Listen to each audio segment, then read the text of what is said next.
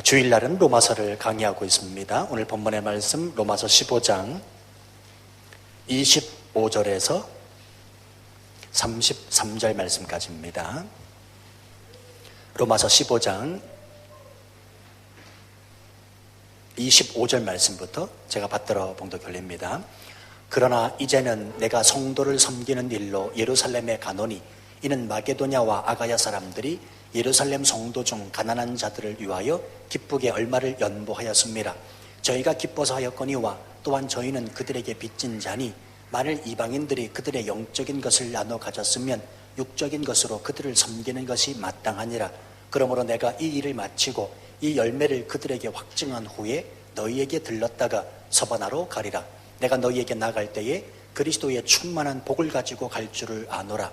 형제들아, 내가 우리 주 예수 그리스도와 성령의 사랑으로 말미암아 너희를 권하노니 너희 기도에 나와 힘을 같이하여 나를 위하여 하나님께 빌어 나로 유대에서 순종하지 아니하는 자들로부터 건짐을 받게 하고 또 예루살렘에 대하여 내가 섬기는 일을 성도들이 받을 만하게 하고 나로 하나님의 뜻을 따라 기쁨으로 너희에게 나아가 너희와 함께 편히 쉬게 하라. 평강의 하나님께서 너희 모든 사람과 함께 계실지어다. 아멘. 기도하겠습니다. 아버지 하나님, 종이 말씀 들고 섰습니다. 종의 모습 온전히 감춰주시고 하나님의 영광의 빛만 드러나는 시간 되게 하여 주옵소서. 말씀 듣다가 기적을 경험하는 시간 되게 하시고 말씀이 내 가슴에 부딪힐 때마다 순종하겠노라고 하는 결단 있는 믿음 가질 수 있는 시간 되게 하여 주옵소서. 뿐만 아니라 말씀이 용기되고 힘되고 격려되게 하시옵소서. 예수님 이름으로 기도하옵나이다. 아멘. 한 번은 제 큰 아이가 저한테 이런 이야기를 합니다. 아빠는 참 행복하시겠어요. 그래서 제가 그랬습니다. 뭐가? 그랬더니 이렇게 말합니다. 아빠는 꿈을 이뤘잖아요. 이렇게 이야기를 해요. 곰곰이 생각을 해보니까 정말로 그렇더라고요. 제 어렸을 때 꿈이 뭐였는가 하면 목사가 되는 것이 꿈이었습니다. 여러분, 적어도 저는 꿈을 이루는 사람입니다. 예, 감사합니다. 제가 한 번은 중학교, 고등학교 생활기록부를 뗄 일이 있어서 떼보니까요, 거기에 장래 희망란을 적어 놓는 칸이 있습니다. 그 란에 보니 1학년 때 목사, 2학년 때 목사, 3학년 때 목사, 이렇게 적혀져 있는 거예요. 제가 담임선생님하고 마주 앉아서 1대1로 장래 희망이 뭐냐? 목사입니다. 말한 적이 없는데 생활기록부에 그렇게 올려져 있더라고요. 물론 고3 때 여러 가지 사정에 의해서 목사가 되겠다는 꿈을 접었고요. 그때부터 약 한 5, 6년 동안을 방황하면서 잠시 하나님을 떠나 있었던 시기도 있었습니다. 이 기간 동안에 군대도 다녀왔고 또 우체국에도 있어봤고요. 유통회사에도 있어봤고 무역회사에서도 근무했습니다. 심지어 원대한 꿈을 가지고 대전에 내려가 친구와 닭도리탕 식당을 제가 직접 경영해 보기도 했습니다. 하지만 결국 하나님께서는 어렸을 때부터 마음을 품고 있었던 이 목사의 꿈을 이루게 하시더라고요. 아내와 가끔 이런 이야기를 나누곤 합니다. 만약에 여보, 내가 목사가 되지 않았다면 뭐가 됐을까? 내가 돈을 많이 벌었을까? 내가 어떤 위치에 서 있을까? 내가 목사가 만약에 되지 않았더라면 내가 어떤 사람이 되었을까? 그런데 아내는 항상 이렇게 말합니다. 그래도 당신은 목사가 됐을 거예요. 이유인즉 할 줄 아는 게 딱히 없기 때문이래요. 여러분, 사실 생각해 보면 꿈을 이룬 사람처럼 행복한 사람이 어디에 있겠습니까? 꿈은 삶의 목표잖아요. 그 목표라는 말은 영어로 골 아닙니까? 그 골, 지금 올림픽이 시작이 됐는데 축구선수가 골대에 골을 탁 넣었을 때 그 감격, 그 감동, 그 희열이 얼마나 큽니까? 골 아닙니까? 꿈이라고 하는 것은 목표를 이루는 것인데 그 목표점을 이루었을 때 오는 성취감과 감동은 이루 말할 수 없을 것이기 때문에 그렇습니다. 제가 35살 목사 안수를 받았습니다. 제 목사 안수를 받는 날 펑펑 울었어요.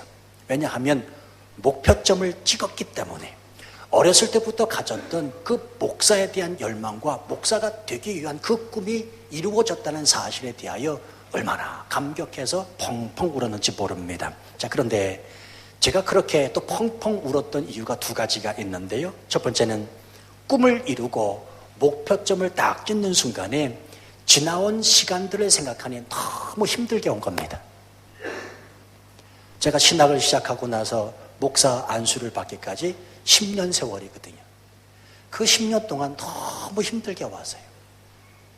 이것은 제가 설교하면서 우리 성도들에게는 가끔씩 말씀드리지만 전도사 20만 원, 30만 원 그 사례비를 받아가면서 어쩔 수 없이 그 돈 갖고 생활이 안 되잖아요. 그러니까 우유 배달도 했고요. 또 신학교를 주간에서 야간으로 돌리고 이러면서 너무 힘들게 어렵게 15년 동안 공부해서 목사 안수를 받게 된 겁니다. 그리고 두 번째, 제가 펑펑 울었던 이유가 뭐냐면 꿈을 이루고 목표점을 찍는 순간 앞으로 또 살아갈 길이 막막한 겁니다. 여러분 생각해 보십시오. 제가 무슨 지금 기업의 사장으로 취임하는 게 아닙니다. 의사가 된 것도 아니고 판사가 된 것도 아니고 목사입니다. 목사로서 살려고 생각하니 서러워 그렇게 눈물이 나더라고요. 앞으로 어떻게 살아가야 되는가? 저도 개인적으로 축하를 참 많이 받았습니다. 신학교 들어갈 때 축하받았지요. 졸업할 때 축하받았지요. 강도사 인허 받을 때 축하받았고, 목사 안수 받을 때 축하받았고, 선교사 파송 받을 때 축하받았습니다. 그런데 가만히 생각해 보면 이게 여러분 축하받을 일입니까? 고생문이 훤한데 이게 축하받을 일이란 말이에요. 예수 그리스도께서 가신 그 십자가의 길을 가는데 그게 축하받을 일이냔 말이에요. 마치 이런 거 아니겠습니까? 피를 질질 흘리시고 십자가를 짊어지고 골고다를 오르시는 그 예수님을 향해 축하합니다. 이렇게 말하는 것과 별반 다르지 않지 않습니까? 물론 축하를 해주시는 분들의 마음이야 이해합니다. 하나님 앞에 영광이 되기 때문에, 하나님 앞에 영광스러운 일이기 때문에 축하를 하는 것이다, 이렇게 말씀하시지만, 아무튼 제가 목사 안수를 받고 끝났는데 많은 분들이 저 곁에 오셔서 축하를 해주십니다. 근데 솔직히 축하로 안 받아지고 제 마음에 겁이 덜컥 나는 겁니다. 이제는 내가 어떻게 살아가야 되나? 이제는 내가 죽을 때까지 목사로 살아가야 되는데 잘할 수 있을까? 또 잘 살 수 있을까라고 하는 생각 때문에 그렇습니다. 그런데요, 그렇게 시작된 목사의 길, 그렇게 어렸을 때부터 꿈을 가지고 목사가 되기 위하여 하나님 앞에 기도했고, 그 목사가 되고 난 이후에 지금까지 오늘날까지 하나님께서 제 길을 여기까지 인도하고 계시니 하나님 앞에 영광을 올려드리지 않을 수가 없습니다. 할렐루야. 제가 왜 이 말씀을 드리냐면요, 오늘 성경 본문에 보면 사도 바울도 꿈이 있었습니다. 그 꿈은 다른 꿈이 아니라 하나님의 꿈이기도 했는데, 온 세상을 돌아다니면서 하나님 아버지의 그 꿈을 이루어드리는 것, 온 세상에 복음을 증거하는 것이 사도 바울이 가지고 있었던 꿈이었다는 것입니다. 주보에도 있지만 저희 교회 설립 목적 두 번째가 있습니다. 하나님의 꿈을 이루어드리는 교회. 그렇죠? 하나님의 꿈이 무엇입니까? 여러분, 하나님의 꿈은 온 열방이 다 예수 믿게 되는 것인 줄로 믿습니다. 그 하나님 아버지의 꿈을 이루어드리기 위하여 이 교회가 세워졌고, 저와 여러분을 하나님께서 사용하시기 위하여 오늘도 불러 모아주셨다는 사실 한시라도 잊고 사시면 안 됩니다. 자, 그래서 바울은 이 꿈을 위하여 목숨을 걸었고, 이 일을 이루기 위하여 고군분투했고, 또 이 일을 이루기 위하여 우리가 지난 시간에 살펴봤지만 복음의 열정을 품었다 말씀을 드렸습니다. 그 복음의 열정은 다름이 아니라 로마를 들러서 로마 교회로부터 파송을 받아 서버나, 그러니까 스페인까지 가서 복음을 증거하는 것이었습니다. 왜 스페인까지 가려고 했었는가? 그것은 그 당시의 사람들은 스페인을 땅끝이라고 여겼기 때문에 그렇습니다. 사도행전 1장 8절의 말씀 보시면, 오직 성령이 너희에게 임하시면 너희가 권능을 받고 예루살렘과 온 유대와 사마리아와 땅끝까지 이르러 내 증인이 되리라 하시니라는 이 주의 말씀을 이루기 위하여 사도 바울은 복음의 열정을 품었던 것입니다. 자, 그런데 사도 바울이 그 꿈을 이루었다고 했습니까? 못 이루었다고 했습니까? 예, 못 이루었습니다.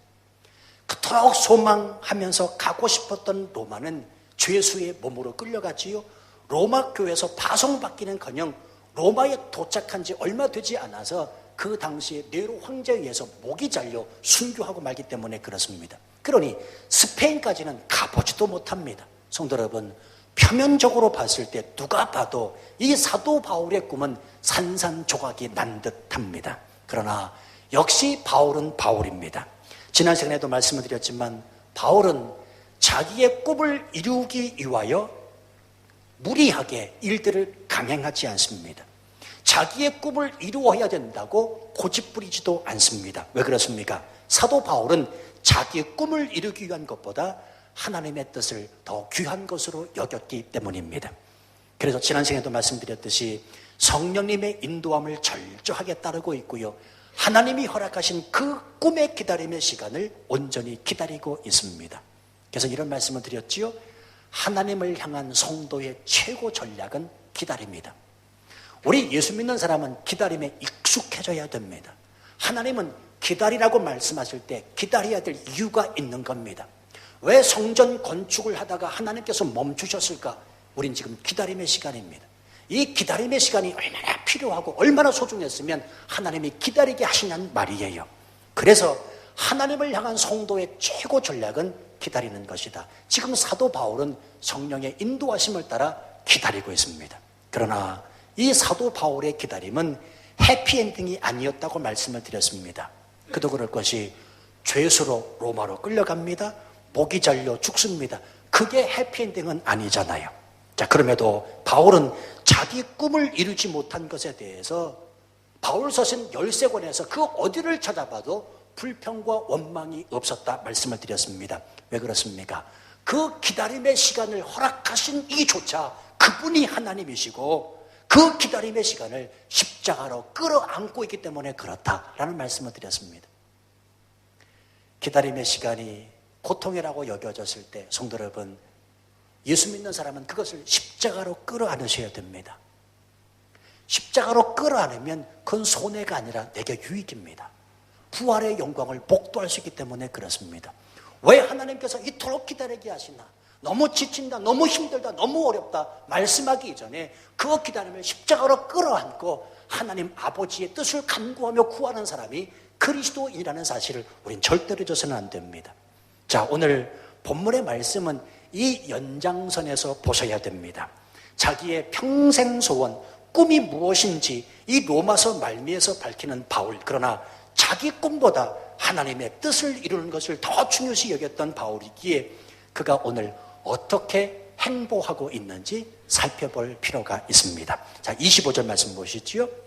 그러나 이제는 내가 성도를 섬기는 일로 어디에 간다고요? 예루살렘에 간다. 자, 여러분, 지금 이 로마서는 사도 바울이 어디에서 쓰고 있냐면 고린도라고 하는 곳에서 쓰고 있습니다. 자, 그러면 생각해 보세요. 고린도에서 서버나 사도 바울이 꿈을 가졌던 그 서버나 스페인까지 가는 거리는 직행으로 가면 2,400km입니다. 남자분들은 이 숫자가 딱 키로수 딱 머릿속에 오실 텐데 2,400km예요. 그러면 한번 생각해 보십시오. 로마를 거쳐 스페인에 가서 복음 전하는 것을 꿈으로 여겼던 바울이 스페인을 포기하지 않은 이상 먼저는 스페인으로 가는 것이 순서 아니겠습니까?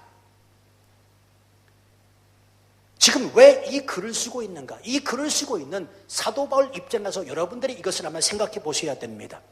그토록 로마를 거쳐서 로마 교회로부터 파송을 받아 스페인까지 가려고 하면 예루살렘으로 갈 것이 아니라 그곳에서 스페인까지 가는 것이 더 빠르다는 말입니다. 왜냐하면 예루살렘을 다시 거쳐 스페인으로 가게 되면 그 고비대는 4,800km이기 때문에 그렇습니다.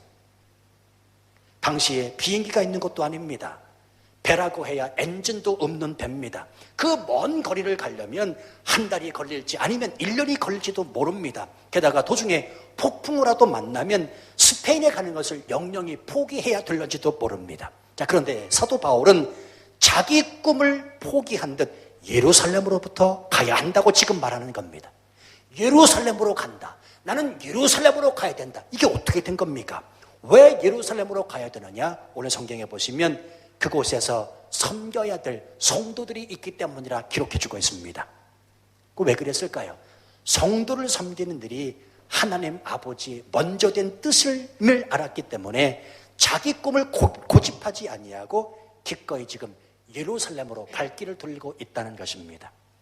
학자들의 말에 따르면요, 당시에 예루살렘에는 극심한 기근이 찾아왔고 사람들은 먹을 것을 찾아도 먹지 못하는 그런 환경, 그런 형국이었다고 합니다. 특별히 예수님을 믿는 그리스도인들의 형편은 나을 것이 전혀 없었습니다. 왜냐하면 당시 예루살렘 분위기는 예수님을 믿는다는 그 이유만으로도 그리스도인들은 정통 유대인들에게 업신여김과 홀대와 그리고 핍박을 당했거든요.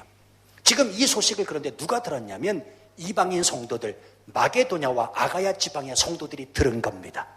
예루살렘에 있는 성도들이 그렇게 힘들게 어렵게 예수님을 믿고 있다, 복음을 붙잡고 있다는 소식을 이방인 성도들, 마게도냐와 아가야 지방의 성도들이 들은 겁니다. 그리고는 십시일반 그들이 선교 구제 헌금을 모금을 했고요, 이것을 바울에게 맡겨서 예루살렘 교회 성도들에게 전달토록 하고 있는 것입니다. 이에 사도 바울은 마다하지 아니하고 기꺼이 자기의 꿈을 뒤로 미룬 채 지금 예루살렘 행을 택하고 있습니다. 그 말씀이 26절 말씀입니다. 이는 마게도냐와 아가야 사람들이 예루살렘 성도 중 가난한 자들을 위하여 기쁘게 얼마를 연보하였습니다. 참 은혜가 되는 말씀이 아닐 수가 없습니다.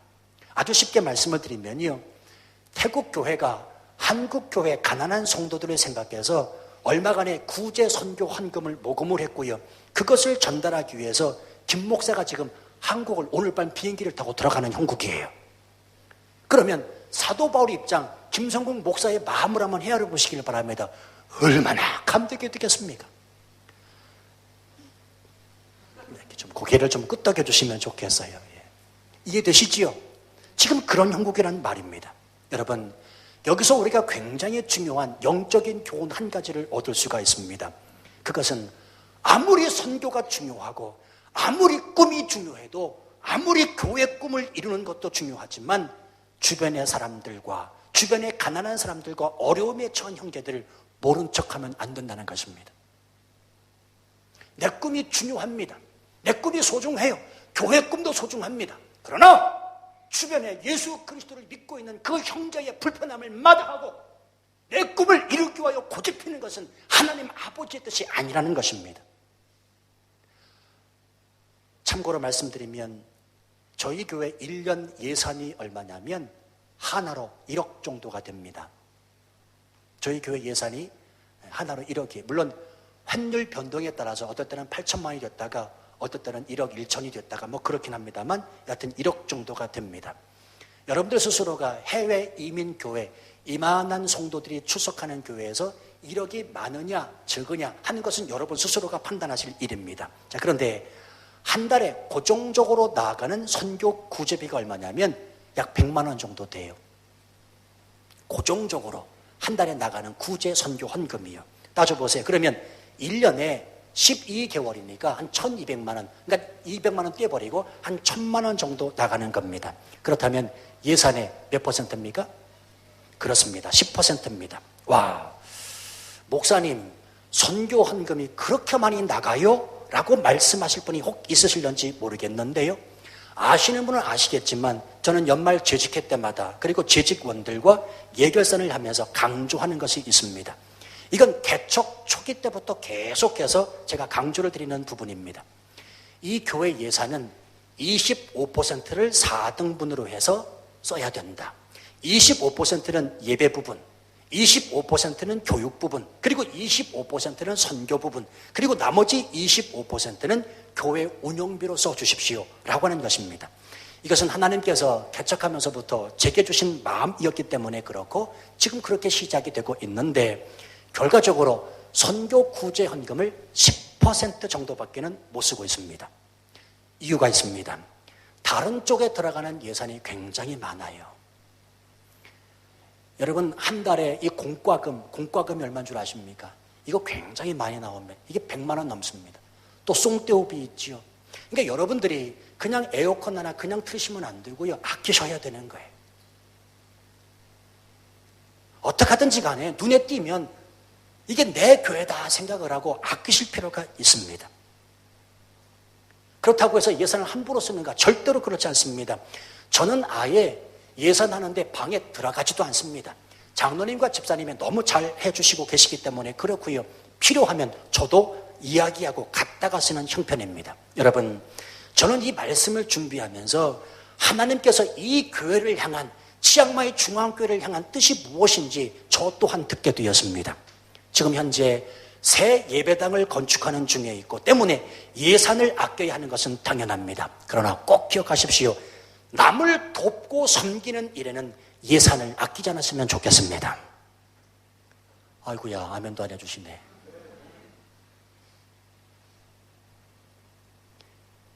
주변에 어려운 그리스도인들과 주변에 어려운 교회들과 주변에 어려운 선교사님들과 그 남을 위하여 돕는 일, 남을 위하여 섬기는 일에는 우리가 예산을 아끼지 않았으면 좋겠습니다. 남을 돕고 섬기는 일은 교회의 마땅한 도리요, 그것은 하나님 아버지의 뜻을 이루어드리는 일이기 때문에 그렇습니다. 감사하게도 저희 교회 하나님께서 문이티를 허락해 주셨잖아요. 사회복지법인. 이 문이티를 통해서 얼마나 다양하게 많은 일들을 전개해 나갈 수 있는지 모릅니다. 이걸 툴로 해서 정말 많은 것들을 돕고 그러면 하나님 앞에 영광을 돌릴 뿐만 아니라 하나님 나라 확장이 일궈질 줄로 믿습니다. 자, 그런데 남을 돕는 것, 이것도 또한 어렵습니다. 무턱대고 돕는 것 꼭 바람직한 일이 아니기 때문에 그렇습니다. 여러분은 잘 모르시겠지만 제가 목회하면서 제게 이런저런 도움을 요청해 오시는 분들이 꽤 있습니다. 여러분이 김 목사 성격을 한 10여 년 같이 있었으니까 잘 아시지만 제가 잘 하지 못하는 것 하나가 있습니다. 그게 뭐지요?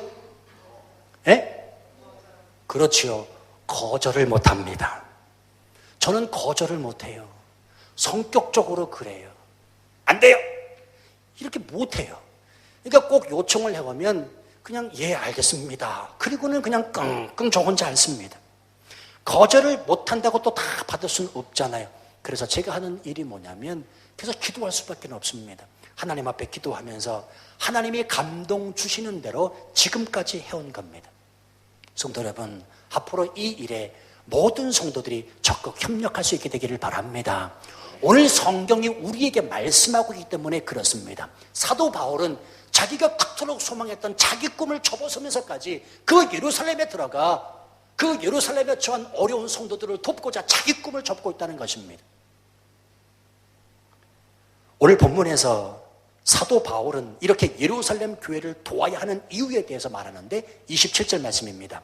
저희가 기뻐서 하였거니와 또한 저희는 그들에게 빚진 자니 만일 이방인들이 그들의 영적인 것을 나눠 가졌으면 육적인 것으로 그들을 섬기는 것이 마땅하니라. 다시 말하자면 유대인들을 통하여 이스라엘을 통해서 온 세계에 복음이 시작이 되었고 구원이 시작이 되었으니 우리가 어쨌든 간에 그들에게 있어서 빚진 자가 아니냐. 그렇다면 우리의 이런 섬김은 마땅하다라고 말하는 것입니다. 얼마나 멋진 고백인지 말할 수 없습니다. 성도 여러분, 우리 분명히 기억하셔야 됩니다. 치앙마이 중앙교회는 이 땅의 빚진 교회입니다. 치앙마이 이 땅에 사는 모든 한국 사람들은 이 땅에 빚을 지고 살아가는 사람임을 잊어서는 안 됩니다. 혹 이렇게 말씀하실 분인지 모르겠습니다. 목사님, 그런 소리 하지 마십시오. 내가 세금 낼 거 다 내고 정식으로 비자 받아서 이 땅에서 살고 있는데 빚은 무슨 빚입니까? 라고 말씀하실 수가 있습니다. 근데 여러분이요, 그리스도인은 갚을 수 없는 먼저 빚진 것이 있기 때문에 삶 자체가 빚진 삶이에요. 그것이 무엇이냐?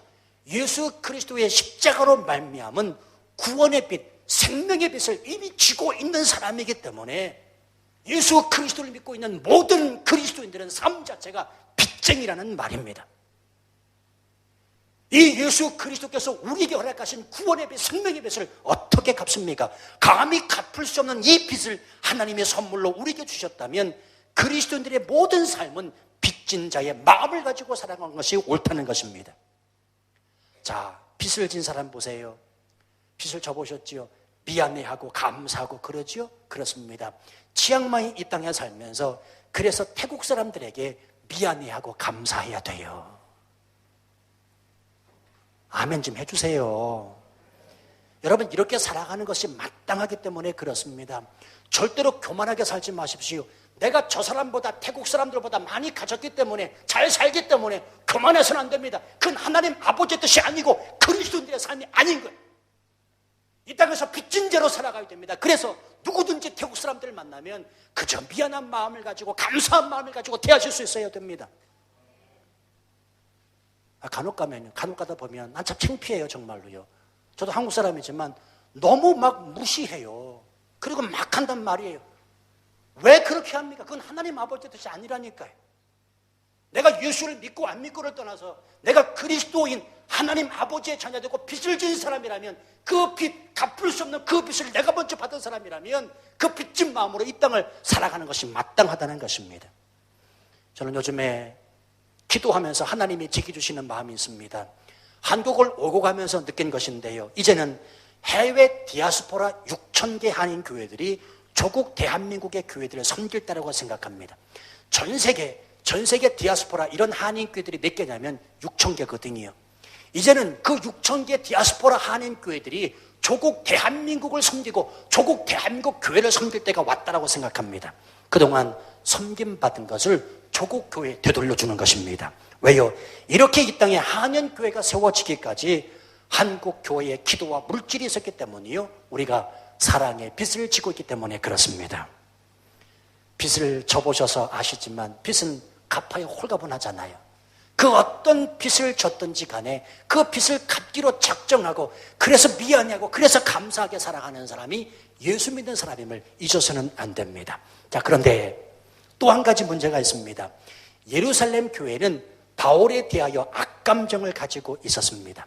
왜냐하면 사도 바울이 사도도 아닌데 사도라고 말하면서 복음을 증거하는 것에 대하여 예루살렘에 있는 유대인들, 특별히 율법주의자들은 이것을 받아들일 수가 없었던 것입니다. 그래서 율법주의자들은 바울을 죽이려고 혈안이 되었고요. 때문에 사도 바울이 예루살렘에 들어가는 일은 굉장히 위험했습니다. 실제로 이렇게 해서 예루살렘에 들어갑니다. 사도 바울이 그 예루살렘에서 유대인들에게 결국에는 체포가 되고요. 2년 동안 지중해 연안에 있는 가이샤라고 하는 곳에서 옥고를 치릅니다. 그런데 사도 바울을 죽이지는 못합니다. 왜 죽이지 못했을까요? 사도 바울이 로마 시민권자였기 때문에 그렇습니다. 이때의 상황이 어디에 나오냐면 사도행전 21장 이후에 나옵니다. 제자들이 예루살렘으로 들어가고자 하는 이 바울을 만류합니다. 가지 마십시오. 눈물을 흘리면서 손을 붙잡습니다. 특별히 아가보라 하는 선지자는 바울을 찾아와 시청과 권고를 합니다. 띠를 가져다가 수족을 잡아매고 성령이 하시는 말씀을 전합니다. 가면 너 옥고를 치르게 될 것이다. 가지 마십시오. 거기 예루살렘에 왜 가냐고 바울을 붙잡습니다. 그게 사도행전 21장 이후의 말씀입니다. 그런데 바울이 고백하는 고백이 뭐냐면 사도행전 21장 13절 말씀에 보면 나는 주 예수의 이름을 위하여 결박당할 뿐 아니라 예루살렘에서 죽을 것도 각오하였노라 이렇게 말합니다. 그리고는 예루살렘에 들어가는 겁니다.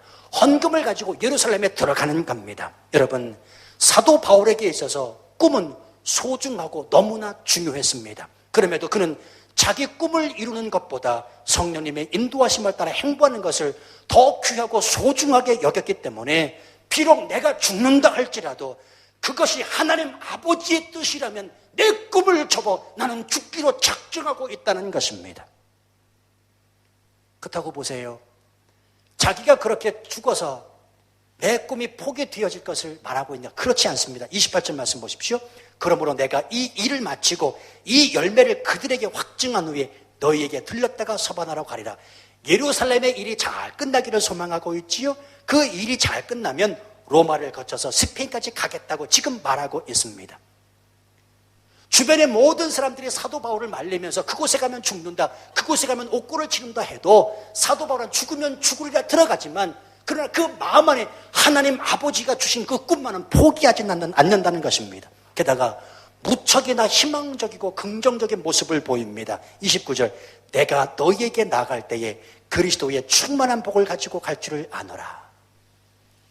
얼마나 긍정적입니까? 얼마나 희망적인 메시지입니까? 그런데 이게 말이 돼요? 바울은 예루살렘에 들어가면 곧 체포된다니까요. 자, 그렇다면 내일 일을 예측하지 못하고 있는 바울이 이와 같은 고백을 할 수 있었던 그 이유는 무엇일까요? 그가 전적으로 하나님을 신뢰했기 때문에 그렇습니다. 할렐루야. 성도 여러분, 꿈이 없는 사람은 없습니다. 우리들 마음 안에 각기 다르지만 다 꿈이 있습니다. 자기 자신에 대한 꿈뿐만 아니라 남편에 대해서, 아내에 대해서, 그리고 자녀들을 향한 꿈을 다 가지고 있습니다. 나아가 교회를 향한 꿈이 있고 민족을 향한 꿈이 있고 열방을 향한 그 꿈을 품고 계시는 분들도 있을 줄로 압니다. 중요한 것은 그 꿈이 무엇이든지 간에 하나님을 먼저 신뢰해야 합니다. 꿈을 이루는 것보다 더 중요한 것은 그 꿈이 하나님과 같이 해야 하기 때문에 그렇습니다. 그래야 그 꿈이 야망이 되지 않거든요. 여러분, 꿈과 야망은 다릅니다. 그 꿈과 야망의 차이점은 아주 간단합니다. 그것의 최종 목표가 하나님의 영광인가를 보면 알 수가 있습니다. 아주 쉽게 말씀을 드리면 꿈을 이루었습니다. 그런데 그것이 하나님 앞에 영광되지 못한다면 그것은 자기의 야망을 이룬 것과 마찬가지입니다. 꿈을 이루었습니다. 그런데 남을 위해 살지 못하고 자기만을 위한 삶이라면, 자기의 가족만을 위한 삶이라면 그것은 하나님의 꿈이 아니고 자기 야망을 이룬 사람이라는 거예요. 오늘 잘 한번 생각해 보십시오. 혹시 이 자리에도 꿈을 이룬 사람이 계실지 모르겠습니다. 그 꿈이 하나님 앞에 영광이 되어야 하나님이 주시는 꿈을 이룬 사람이라는 것입니다. 그래서 우리는 기도를 잊지 말아야 됩니다. 왜요? 기도 없는 꿈은 야망이 되기 때문에 그렇습니다. 오늘 본문 말씀 보세요.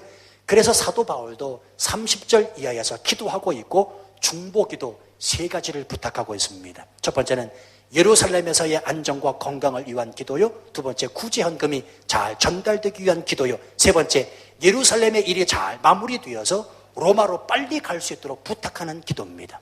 사랑하는 성도 여러분, 이 땅을 살면서 당신이 품고 있는 꿈을 이루는 분들 다 되시기를 주님의 이름으로 축원합니다. 그 꿈을 이루는 조건은 다른 데 있지 않습니다. 그 꿈의 성취 여부까지도 하나님께 다 맡기고 기도하는 것입니다. 우리 한 주간 주 안에서 하나님 아버지가 내게 허락하시는 그 꿈을 품고 살아가실 수 있게 되기를 바랍니다. 그 꿈이 하나님의 뜻보다 앞서 행하지 않도록 하시기를 바랍니다. 하나님은 우리 꿈을 이루시는 분임을 절대적으로 믿고 그 하나님을 신뢰하며 살아 하나님 앞에 영광을 올려드리시는 저와 여러분 되시기를 주님의 이름으로 축원합니다. 아멘.